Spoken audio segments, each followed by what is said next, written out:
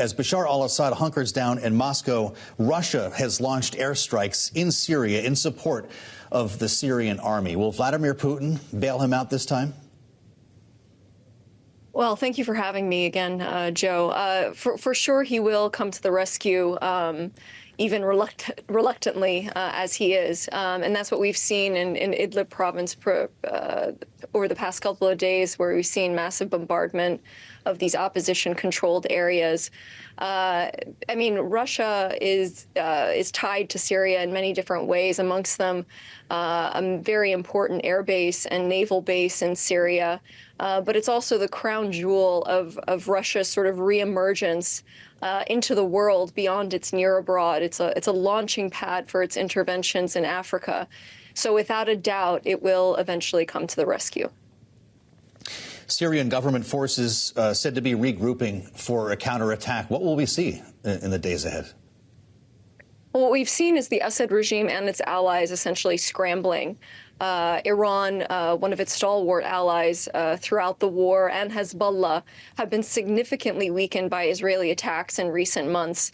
So it's quite difficult for Hezbollah to come to the aid of the Assad regime, given Israeli attacks continue on Hezbollah arms shipments. And Iran is also somewhat reeling, and so just grasping at various militia groups that they support in Iraq. So they are coming to the aid, but it remains to be seen how effective they will be compared to forces that we've seen in earlier years during this war.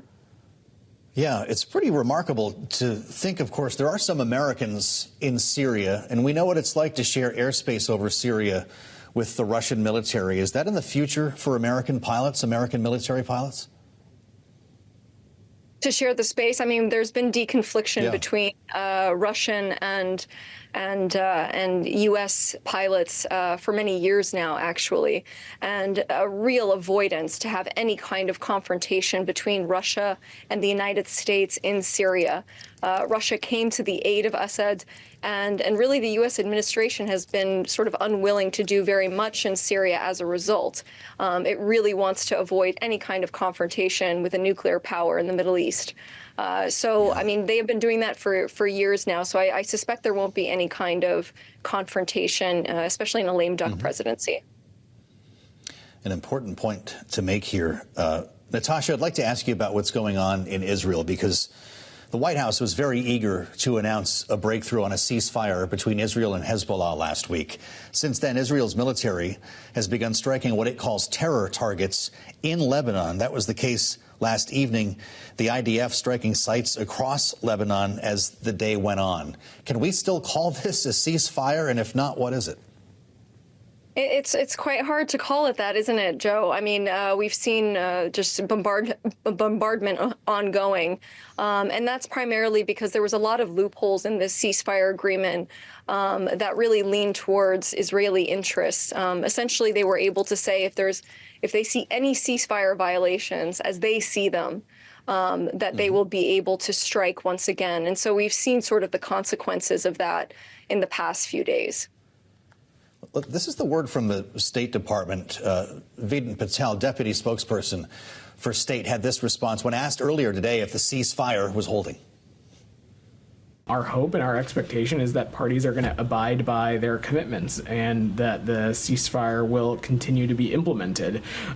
We are continuing to support that implementation. We're working on continuing to build a robust mechanism that assists the parties in addressing violations. But Natasha, Joe Biden suggested last week that this ceasefire with Hezbollah could help to unlock at last a ceasefire between Israel and Hamas. Does that seem realistic today? I mean, it doesn't seem that realistic because we haven't really seen any pressure on Israel with the violations of this ceasefire or really anything else, including humanitarian access. The White House has urged Israel and the Israeli government to maintain, humanitarian access, to mitigate civilian harm. Now in Lebanon to prevent ceasefire violations, and we've seen that violated over and over again. But there isn't much pressure from the White House to change things. I think by delinking the Lebanon issue in Gaza, it makes it incredibly difficult to come to some kind of real ceasefire agreement in Gaza as well. Because once again, there's just seemingly no pressure on Israel to do any of this. They are looking at a Trump White House in a few months.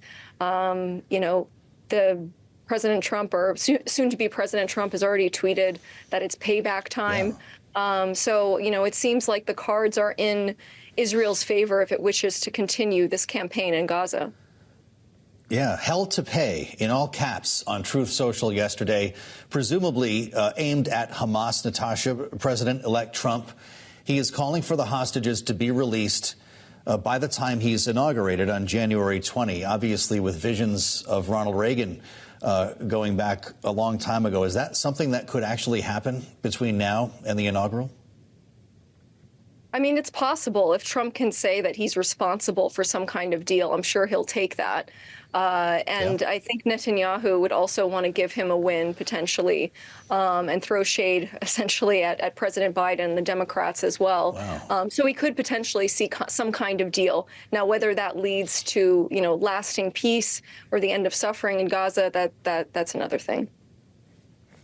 Is there anything that Iran could do? And the two stories we're talking about here both involve Iran, whether we're talking about Syria or Lebanon or Israel, for that matter, in this case. What would Iran do to interfere with that deal?